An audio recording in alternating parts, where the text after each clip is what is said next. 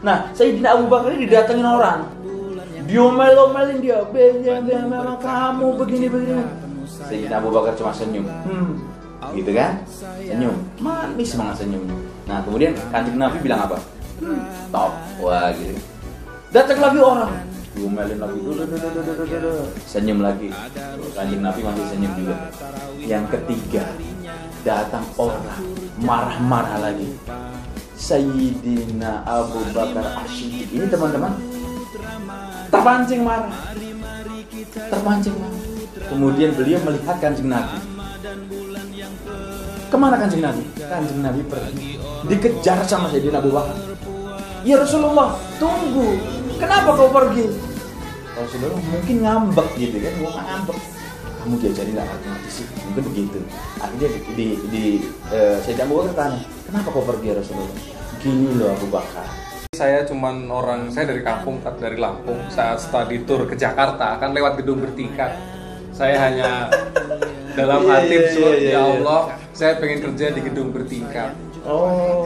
Jadi saya nggak lihat PNS atau apa-apa, tak? Iya. Kenapa nggak di rumah saya yang satunya aja, itu tingkat semua, kerja di situ juga boleh sebetulnya. Alhamdulillah sekarang gedung bertingkat walaupun saya di lantai dasar juga.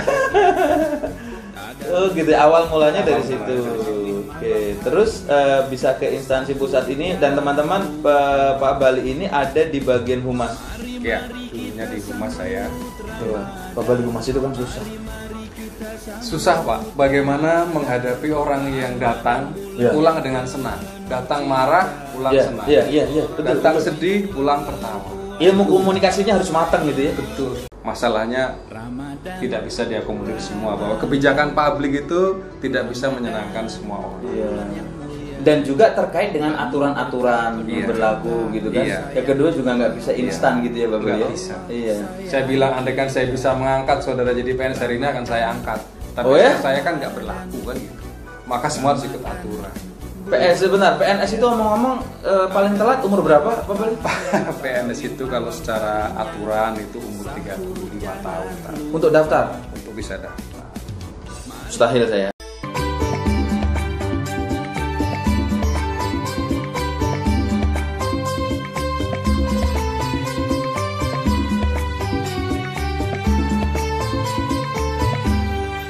Bismillahirrahmanirrahim. Assalamualaikum warahmatullahi wabarakatuh. Alhamdulillah wa syukrulillah wa la hawla wa la quwwata illa billah. Allahumma sholli ala Muhammad wa ala ali Muhammad. Ya Nabi salam alaika, ya Rasul salam alaika. Saudara-saudaraku yang dirahmati Allah, dimanapun Anda berada, para pecinta Allah, para pecinta Rasulullah, dan para pensyiar Baitullah, hari ini mudah-mudahan lebih baik daripada hari yang kemarin, dan hari esok harus lebih baik daripada hari ini. Dan kita semua bersyukur kepada Allah Subhanahu wa taala atas nikmatnya, atas izinnya kita dipertemukan dengan bulan yang suci, bulan Ramadan, bulan yang sangat dirindukan oleh semua kaum muslimin. Di bulan ini doa-doa kita diijabah oleh Allah. Di bulan ini siangnya menjadi siang yang utama, malamnya menjadi malam yang utama. Di bulan ini ada satu malam yang lebih indah, lebih baik, lebih bagus daripada 1000 bulan. Malam nuzulul Quran. Ada malam 17 Ramadan, malam turunnya Al-Quran. Ada 10 hari pada saat kita semakin mendekat kita kepada Allah Subhanahu wa taala, maka semakin kuat juga, maka semakin erat juga kekuatan cinta dan sayang kita kepada Allah Subhanahu wa taala. Saudaraku yang dirahmati Allah, bicara mengenai bulan Ramadan di tengah pandemik virus corona bukan alasan bagi kita semua untuk tidak menggapai bulan Ramadan ini secara maksimal. Kita di rumah dengan anak-anak. Kapan lagi seorang bapak menjadi imam buat istri dan anak-anaknya selama sebulan penuh kalau tidak sekarang? Hari ini ada pemecahan rekor yang sangat luar biasa. Imam yang 30 kali berturut-turut oleh para suami di seluruh Indonesia, yang belajarnya Fatihah kemudian menjadi lebih afdal, menjadi lebih fasih, menjadi diterima Allah Subhanahu wa taala. Biasanya tidak sholat berjamaah dengan istri, dengan anak-anak. Sekarang semuanya sholat berjamaah. Nah, saudara-saudara gue dirahmati Allah, bulan Ramadan kita mengambil satu tema Ramadan bersama Rasulullah.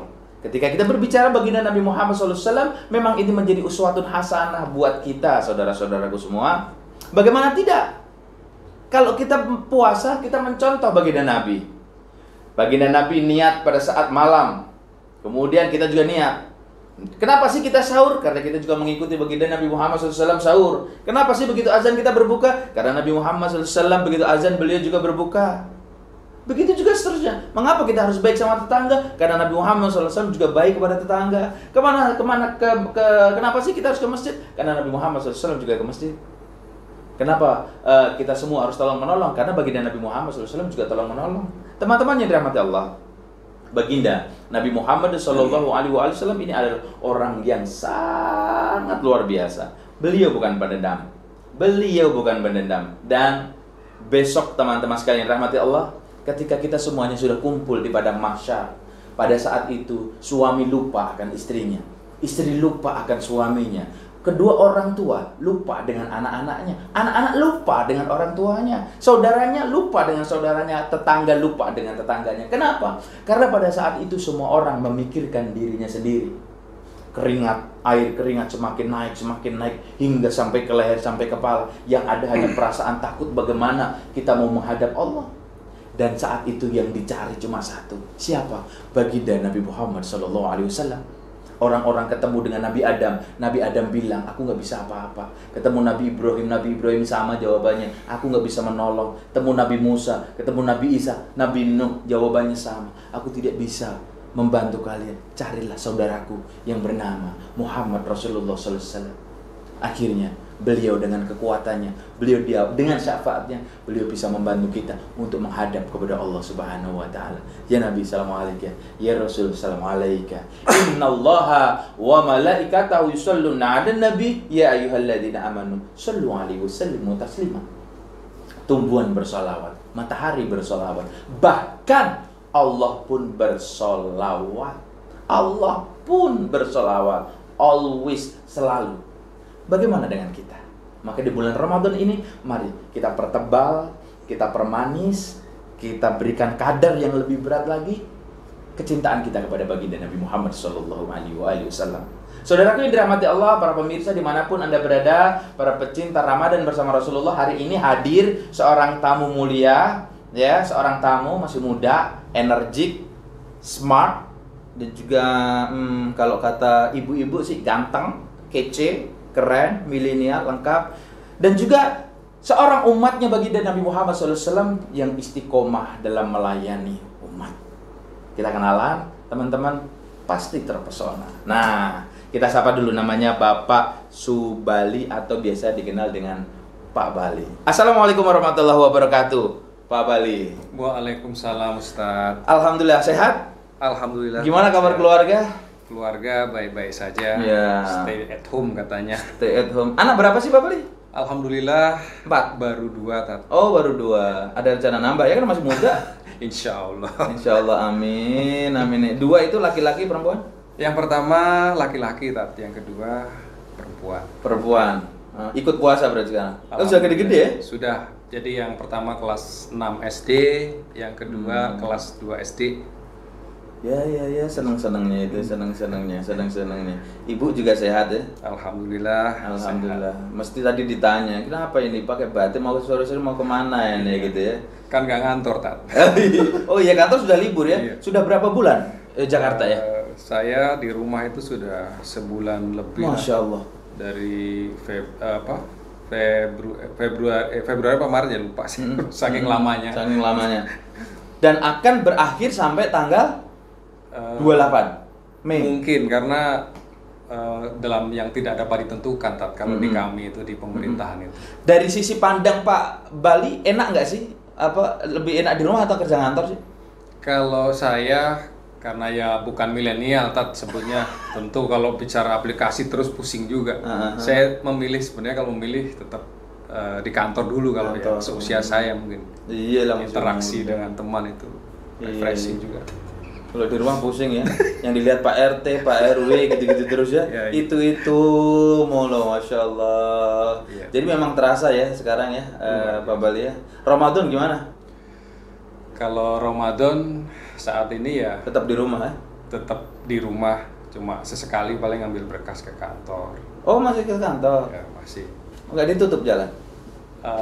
Paling diperiksa sih Tat sama Iya. pakai masker atau enggak, terus ditanya paling di stop mau kemana udah. Jadi ya memang seperti itulah. Jadi teman-teman, Pak Subali ya kan masih muda, lebih di familiar dengan dipanggil dengan Pak Bali. Anda tahu Bali? Pulau Dewata. Jadi dialah yang punya Pulau Dewata. Jadi Pak Bali ini adalah seorang PNS teman-teman, dari PNS sebuah kantor yang pusat gitu ya. Instansi pusat. Ya, instansi pusat. Ini beliau ini syarat akan perjuangan dan pelayanan. Nah, kita akan bincang-bincang lebih lanjut. Saya akan tanya sama Pak Bali teman-teman. Pak Bali, kalau bicara mengenai pelayanan, karena memang di instansi pusat, siapa sih yang kerja pengen nggak di pusat ya? Iya. Itu termasuk salah satu cita-cita juga kan? Cita-cita saya maksudnya? Atau cita-cita untuk kerja di instansi pusat ini? Dulunya sih saya dari kampung, dari Lampung. Saat study tour ke Jakarta kan lewat gedung bertingkat. Saya hanya dalam hati ya Allah, saya pengen kerja di gedung bertingkat. Oh. Jadi saya nggak lihat PNS atau apa-apa, Tat. Iya. Kenapa nggak di rumah saya yang satunya aja, itu tingkat semua, kerja di situ juga boleh sebetulnya. Alhamdulillah sekarang gedung bertingkat walaupun saya di lantai dasar juga. Oh gitu, awal mulanya dari situ. Oke, terus bisa ke instansi pusat ini, dan teman-teman Pak Bali ini ada di bagian humas. Ya, dulunya di humas saya. Iya. Pak Bali humas itu kan susah. Susah Pak, bagaimana menghadapi orang yang datang pulang dengan senang, datang marah pulang senang, betul. Sedih pulang tertawa. Ilmu komunikasinya harus matang gitu ya. Betul. Dan ilmu gestur. Ya, gestur dan memang kalau orang datang dengan masalah ya, saya mungkin orang yang nggak begitu paham agama, tapi setidaknya kita harus mencerahkan dengan keagamaan masing-masing. Kalau yang Kristen mungkin ya kita tanya Tuhannya, bagaimana menyelesaikan masalah. Pak Bali belajar di mana itu menghadapi orang-orang yang banyak begitu? Saya sebenarnya kalau ditanya belajar di mana, autodidak, Tat. Karena setiap hari dulu nangani orang itu kalau ketemu kan orang yang marah. Oh, kalau marah begini gimana harus dihadepin gitu. Gimana Pak kalau orang marah, Pak? Orang marah dari jauh nih cuma datang. Kalau saya biasanya kalau ngadepin orang marah, kita harus bukan ikut marah ya, tapi ikut terbawa. Kenapa dia marah, ke suasananya dia, kita tempatkan di sana. Jadi kita harus satu posisi dengan orang yang marah, Tat. Kalau kita berlawanan, kadang habis kita, Tat. Maka kita akan mengalir dulu. Kalau orang Jawa ikuti dulu, baru di ujung-ujung kita kasih pemahaman bahwa masalahnya tidak bisa diakomodir semua, bahwa kebijakan publik itu tidak bisa menyenangkan semua orang. Iya. Dan juga terkait dengan aturan-aturan yang berlaku gitu kan. Yang kedua juga nggak bisa instan gitu ya Bapak ya. Nggak bisa. Iya. Saya bilang andaikan saya bisa mengangkat saudara jadi PNS hari ini, akan saya angkat. Tapi saya kan nggak berlaku kan gitu. Maka semua harus ikut aturan. PNS itu ngomong-ngomong paling telat umur berapa Pak Bali? PNS itu kalau secara aturan itu umur 35 tahun, Tat. Untuk daftar? Untuk bisa daftar. Mustahil saya. Mustahil, karena saya sudah lebih di atas itu. Tapi bicara tentang marah itu tadi ya, pernah terjadi di zamannya Nabi Muhammad SAW nih Pak Bali dan teman-teman semua yang dirahmati Allah. Jadi Nabi Muhammad SAW, ya kita pas ini ya, kita ngomongin marah. Jadi ketika itu Nabi Muhammad SAW, ini baginda Nabi, ini Sayyidina Abu Bakar. Sayyidina Abu Bakar teman-teman. Nah, Sayyidina Abu Bakar ini didatengin orang. Diomel-omelin dia, memang kamu begini. Sayyidina Abu Bakar cuma senyum, gitu kan? Senyum, manis banget senyumnya. Nah kemudian Kanjeng Nabi bilang apa? Top, wah gitu kan. Datang lagi orang, diomelin lagi, senyum lagi. Kanjeng Nabi masih senyum juga. Yang ketiga, datang orang, marah-marah lagi. Sayyidina Abu Bakar Asy-Siddiq ini teman-teman terpancing marah. Kemudian beliau melihat Kanjeng Nabi. Kemana Kanjeng Nabi? Kanjeng Nabi pergi, dikejar sama Sayyidina Abu Bakar. Ya Rasulullah, tunggu. Kenapa kau pergi? Rasulullah mungkin ngambek gitu kan, mau ngambek. Kamu diajari nggak ngerti-ngerti sih, mungkin begitu. Akhirnya Sayyidina Abu Bakar tanya, kenapa kau pergi ya Rasulullah? Gini loh Abu Bakar, gini loh. sahabatku, kamu tadi dimarah-marahin orang kamu senyum. Itu malaikat datang semua. Semua malaikat itu ada bersama dengan kamu. Dan aku senyum. Aku bukan senyum kepadamu. Aku senyum sama malaikat-malaikat yang turun memberikan rahmat kepadamu.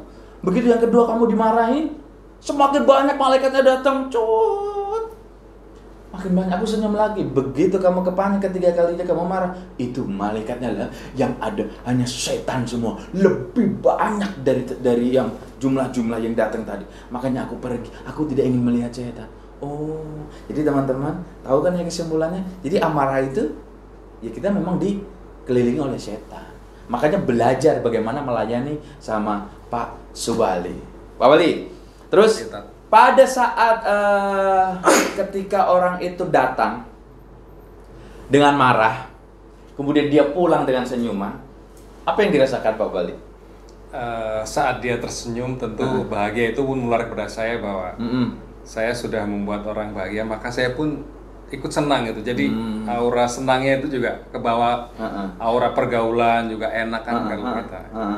Walaupun hanya sekedar mohon maaf, ucapan terima kasih. Pak Beli, terima kasih banyak ya, saya sudah dibantu. Sering begitu. Oh ya? Alhamdulillah. Tapi nih, bicara kasus kenyataan nih Pak Beli. Mohon maaf lahir batin. Bukan saya ingin mengungkit yang tidak-tidak, tapi apakah masih ada? Ini gimana ya? Pak Bali, saya minta tolong, ini berkasnya anak saya. Anak saya ini. Nah, ini yang ini buat beli bensin di bawahnya. Masih ada? Kalau secara pandangan aturan pasti nggak ada. Tapi secara praktek itu kan secara sembunyi-sembunyi. Tentu itu masih ada 1-2, walaupun mungkin oknum lah itu oknum ya, kecil sekali. Iya. Mereka yang tidak kenal Tuhan biasa seperti itu. Iya, tapi secara ini juga Pak Bali pernah diuji dengan hal-hal seperti itu. Bukan sekali 2 kali, saya beberapa kali diuji dengan yang tadi Ustadz bilang ada. Oh gitu ya? Amplop di balik map tadi. Terus? Nah, karena saya berprinsip bahwa dalam saya melayani itu tadi, saya mungkin memang bukan yang baik kali ya untuk pemahaman, cuman saya berpikir bahwa kalau kita membantu orang, membantu siapa saja, maka kata ustadz-ustadz itu Allah akan membantu kesulitannya gitu kan. Nah. Bukan kata ustadz itu mah. Itu kata yang maha pencipta gitu kan. Ini gini Pak Bali. Jadi saya potong di situ ya.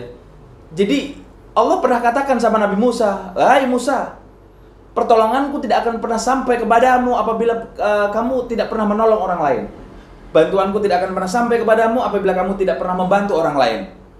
Dan kepedulianku kepadamu tidak akan pernah sampai kepadamu kalau kamu tidak peduli sama orang lain." Itu gara-garanya Nabi Musa, teman-teman, diundang oleh jamuan kaum Yahudi.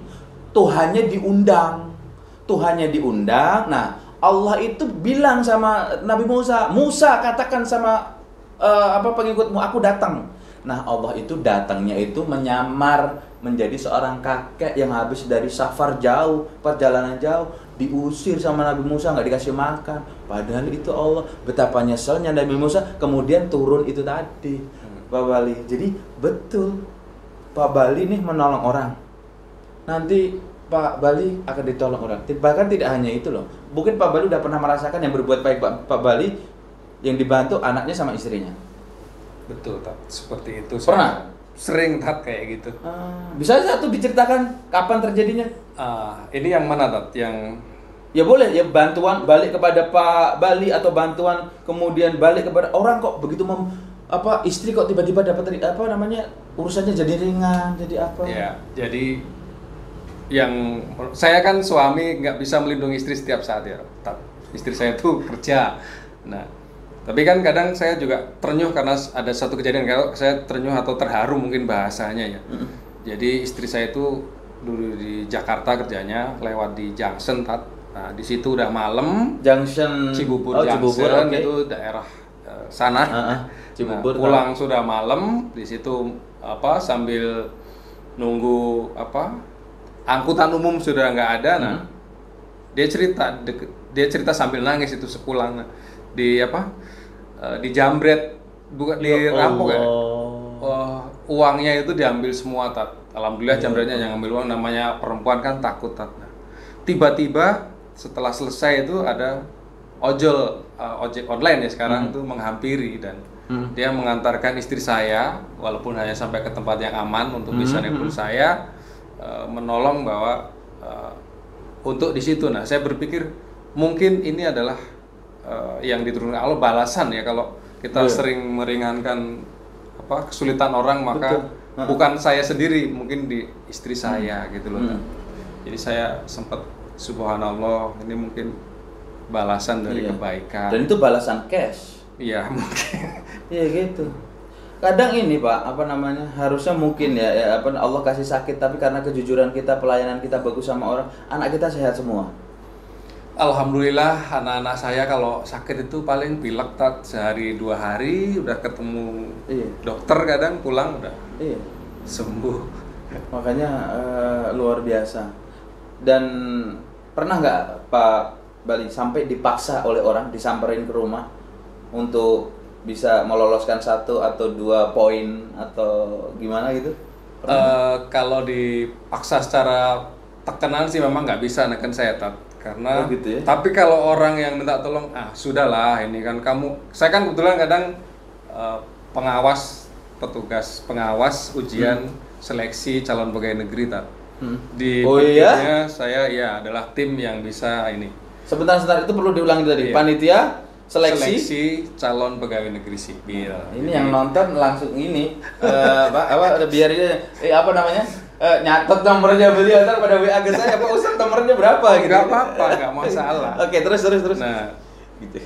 Jangankan yang orang lain ya, Tat. Nah, sering itu minta tolonglah ini nitip adikku 1, nanti gampang. Itu kunci mobil nanti saya kasih.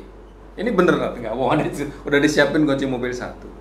Bahkan saudara yang di kampung itu, anaknya kakak saya, tolonglah, ini kan kamu panitia, tolonglah, masa nggak bisa sih? Terus saya jawab sendiri, Tat, jangankan itu, adikku sendiri aja ikut tes 3 kali nggak lolos, ya biarin saja, karena memang tidak ada yang seperti itu bagi saya gitu. Itu Tat ceritanya. Itu waktu dimintain tolong kayak begitu, apa yang terpikirkan sama Pak Bali? Ya, yang terpikirkan manusiawi, Tat, ya. Orang itu kan ya butuh duit ya. Pengen mobil ya, ya wajar. Dan mobil saya jelek, kalau diganti kunci mobil baru, siapa sih yang nggak mau? Tapi ya tadi pernah diskusi sama istri sebelumnya tentang hal-hal beginian? Sering, kalau istri sering saya ajak ngobrol, kalau ini ada gini mah gimana, katanya. Nggak usah lah kayak gitu mah, nggak akan selamat. Rezeki itu yang halal-halal saja, nggak banyak, yang penting berkah, gitu. Katanya gitu. Betul. Dan itu betul, Pak Bali. Buat apa kita duit banyak kalau hanya untuk habis membiayai biaya rumah sakit keluarga kita, kan gitu kan. Satu poin ini yang saya tangkap, bahwa koordinasi suami istri jalan ketika ada begini itu sesuatu yang luar biasa gitu. Tapi pernah punya ini, Pak, cerita Pak Bali diancam untuk kalau nih anak saya sampai, atau saudara saya atau ini saya nggak lolos jadi PNS, awas dulu ya, alamat udah dipegang nih ya. Kalau saya alhamdulillah tidak pernah, Tat. Sebenarnya orang yang bisa diancam itu karena dipegang kartu astrupnya, Tat. Ya tadi orang yang kadang udah nerima mau nggak mau. Banyak teman-teman juga yang memang nggak bener ya, saya alami juga, akhirnya juga dipecat dari kantor, Tat. Karena ancamannya emang datang, saya laporkan atasanmu dan diproses. Kalau saya mau diancam apa, saya nggak punya. Saya hadapin lah kalau semampu saya. Tapi di dalam setiap bidang humas ini ada juga dilatih cara berkomunikasi, memang ada kursusnya atau memang autodidak? Ada, Tat, sesekali kalau ini memang kita diundang untuk menghadiri pelatihan public speaking atau semampu saya, kadang kalau ditugaskan ya saya jalan. Ya teman-teman yang dirahmati Allah, bahwa Pak Subali ini teman-teman, ini umurnya Masya Allah masih muda, jauh di bawah saya. Kalau saya kan udah Wah, jangan bilang tua. Ya sudah tambah umur lah ya, sudah tambah umur. Godaannya luar biasa, godaannya luar biasa. Harta, wanita, sama tahta. Kan di situ ya deh, Pak Subali ya. Pak Subali. Nah, beliau ini mengajarkan kepada kita bagaimana kita memberikan satu menu kepada keluarga. Menunya sedikit nggak apa-apa, tapi halal, berkah, mengandung juga thayyib, mengandung juga keberkahan dari Allah Subhanahu wa taala. Itu akan jauh lebih berharga. Ngapain kita makan enak-enak kemudian anak kita menjadi sakit, ini kita juga, keluarga kita juga menjadi sakit. Itu namanya nggak berkah gitu. Nah, teman-teman, kembali kepada Pak Subali. By the way juga, apa hubungannya humas sama ketua RT? Dengar-dengar di catatan saya pernah menjabat sebagai ketua RT. Saya pernah beberapa kali kedatangan tamu semuanya menjadi ketua RT. Ada yang jadi ketua RT 3 kali, 2 kali, bahkan. Ini apa hubungannya nih Pak?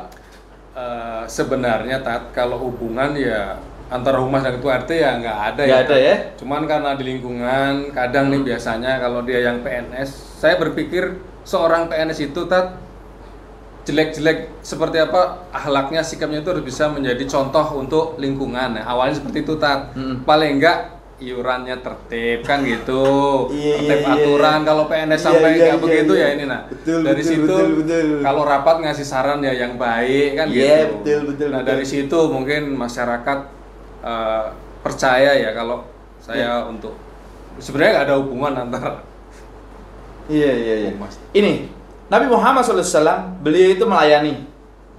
Bagaimana beliau nggak melayani? Iya Pak ya. Ada pada diri Pak Subali melayani. Karena semakin kita melayani orang dengan baik, semakin kita merasa puas dan kita merasa gembira. Kenapa? Karena kita semakin dekat dengan Allah yang Maha melayani.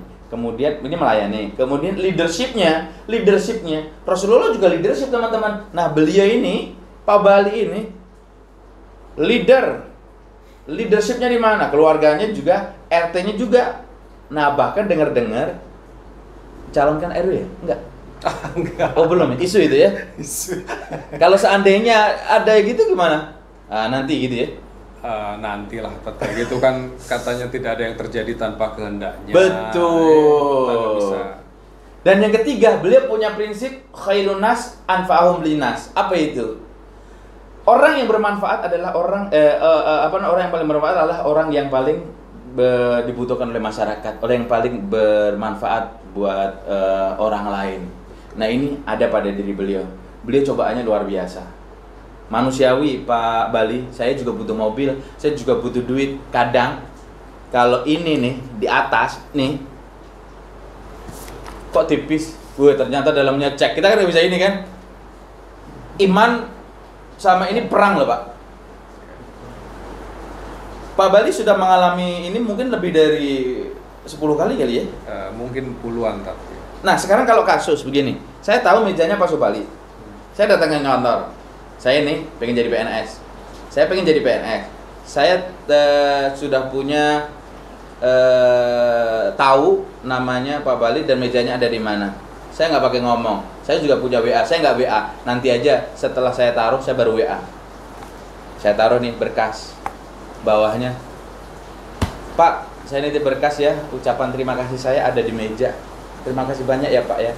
Assalamualaikum. Bagaimana respon Pak Bali? Kalau respon gini aja, saya cerita aja kali Tat ya. Oke. Oh berarti pernah ada pengalaman kayak begini?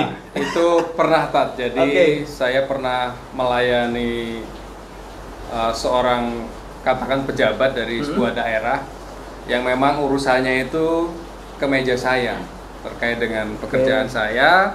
Setelah selesai ngobrol semua, berkas ditinggal. Pokoknya berkasnya di situ di map semua. Nah setelah itu kan pamitan. Nah hospitality saya kalau tamu itu setelah selesai berkasnya ditinggal, biasanya dia pamit, saya antar sampai turun lift, sampai di pintu, sampai assalamualaikum. Nah di saat assalamualaikum itu Tat, beliau bilang, Pak saya nitip sesuatu di berkas. Nah itu saya aduh kok nggak bilang dari tadi gitu loh Tat. Kalau bilang bisa langsung saya balikin Tat. Nah ruangan saya kemudian sekarang udah di lantai 2. Pas saya naik saya cek bener ada map hijau. Memang kalau untuk orang kaya uang 1 juta itu sedikit ya, Tat. Tapi bagi saya itu Bagi saya besar, luar biasa, Tat. Nah, saya berpikir bagaimana nanti uang ini akan saya kembalikan ke beliau. Suatu saat saya akan minta kepada atasan saya kalau memang ada kesempatan untuk didinaskan ke daerah beliau untuk sekedar mengembalikan itu.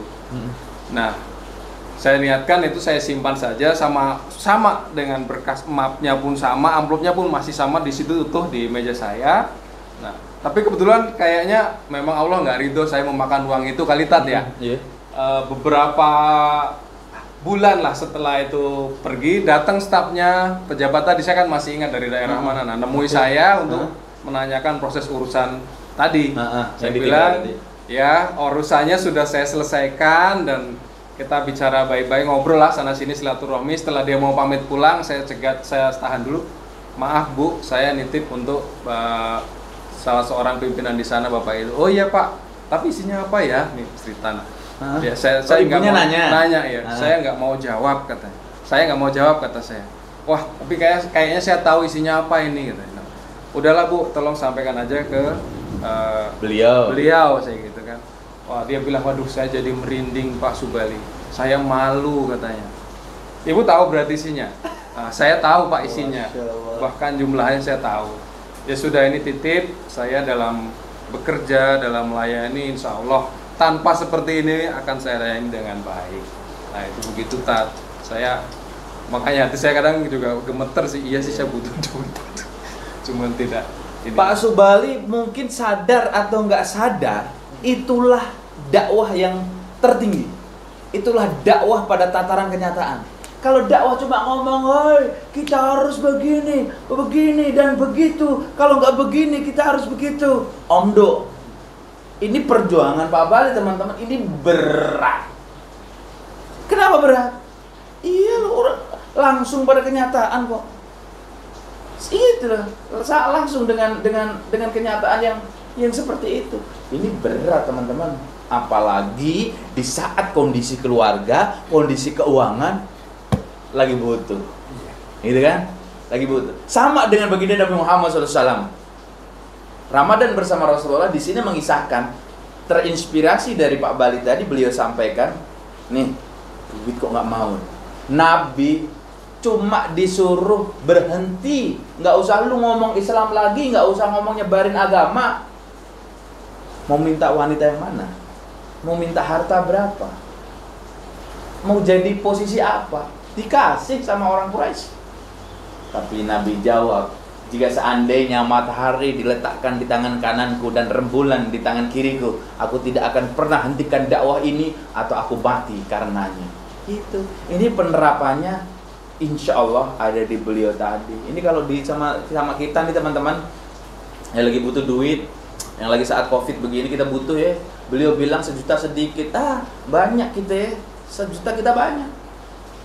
Nah, makanya keimanan kita diuji sama Allah Subhanahu wa taala pada saat Ramadan di tengah pandemi corona ini.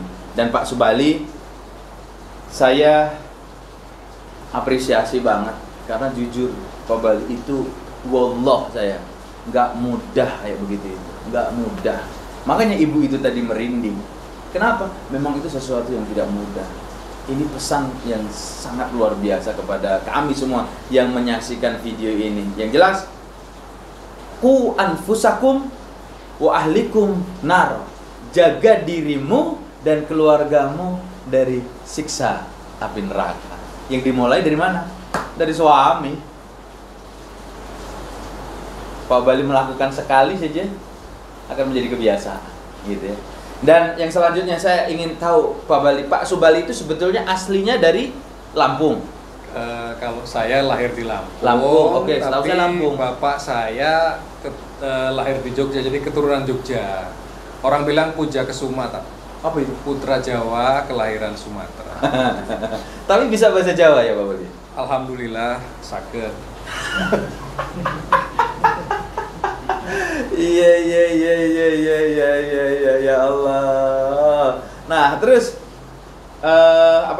di kantor yang sekarang Iya. masih ada prediksi beberapa tahun ke depan pindah atau ada harapan lain?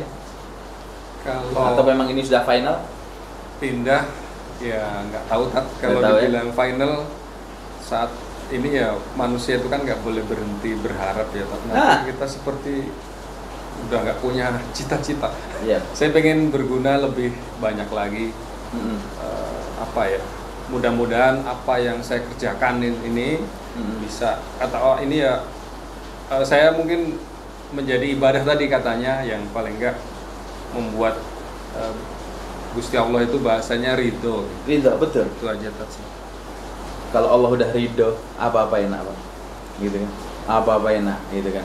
Orang itu kalau dia sudah nggak punya Allah, dia itu sebetulnya sudah nggak punya apa-apa, walaupun dia kaya raya.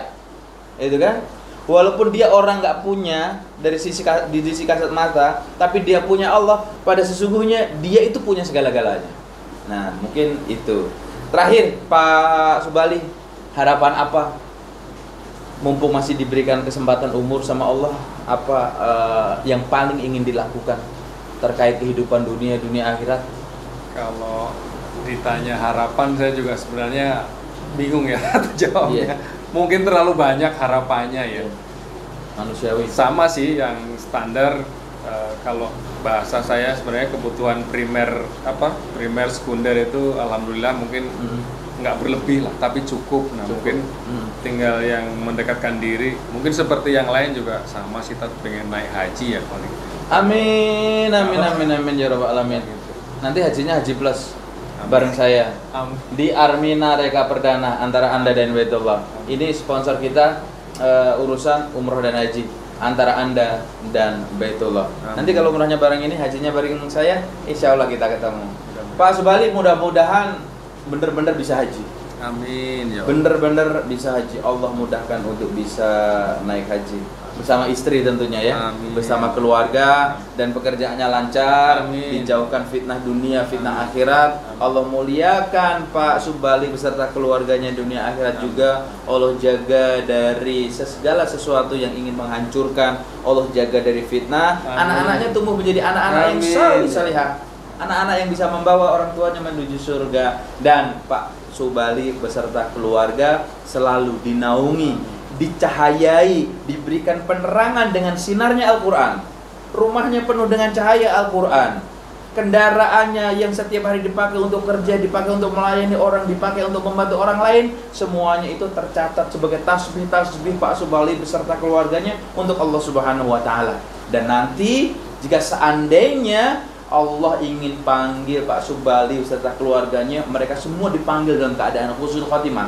Mereka dimasukkan ke dalam surga, tidak ada siksa kubur, dan berada di surga bersama kanjeng Nabi Muhammad SAW. Pak Subali, mudah-mudahan senantiasa dakwah dalam kenyataan, dakwah dalam penerapan iman di kantornya. Allah jaga dan Allah beri kekuatan. Allah murahkan rezekinya juga. Selamat beraktivitas Pak Subali. Salam hormat saya buat ibu, buat anak-anak di rumah, dan salam juga sampaikan kepada teman-teman kantor. Mudah-mudahan semua teman-teman kantornya semua sehat. Barangkali teman-teman kantor ada yang menyaksikan video ini, dan juga pemirsa yang ada di rumah, para pecinta Allah, para pecinta Rasulullah, pensyiar Baitullah dimanapun Anda berada, belajar dari sosok pribadi muslim yang bernama Subali. Seorang pemuda yang aktif melayani hamba-hambanya Allah dan umatnya Rasulullah Muhammad SAW dengan ketulusan dan keikhlasan yang sangat tinggi. Setiap tatap muka, tiada lain yang dilempar adalah senyuman. Setiap tatap muka yang diberikan adalah pelayanan terbaik di antara berjuta pelayanan. Beliau berikan yang terbaik. Kejujuran diangkat setinggi-tingginya. Keteladanan diberikan kepada semuanya, yang insya Allah ini semua akan mampu membawa beliau menuju kemuliaan dunia dan akhirat. Hari ini kita iri kepada seorang muslim yang bernama Bapak Subali. Begitu kokohnya, begitu hebatnya, prinsip kebenaran selalu dijaga. Karena beliau mempunyai satu kekuatan, hanya yang dicari ridhonya Allah Subhanahu wa Ta'ala. Mudah-mudahan termasuk kita teman-teman sekalian rahmati Allah. Saudara-saudara yang dirahmati Allah, inilah akhir dari perjumpaan kita di program Ramadan bersama Rasulullah. Dan hari ini saya sampaikan kembali bahwa segala sesuatu pemasukan yang didapat dari program ini akan kami kembalikan sepenuhnya kepada saudara-saudara kita, anak yatim, duafa dan fakir miskin, dan juga saudara-saudara kita yang terkena COVID-19. Nah, sementara itu teman-teman sekalian, bantu kami dengan subscribe di channel ini agar semakin menambah gebrakan dakwah kita, jalanan dakwah kita, agar bisa bermanfaat buat umat. Nah teman-teman sekalian rahmati Allah, saya Fauzi Iksan bersama Bapak Subali dan segenap kru yang bertugas pada hari ini mengucapkan selamat menunaikan ibadah puasa. Mudah-mudahan ibadah puasa kita diterima oleh Allah Subhanahu wa taala. Wal afu minkum billahi taufik wal hidayah. Assalamualaikum warahmatullahi wabarakatuh.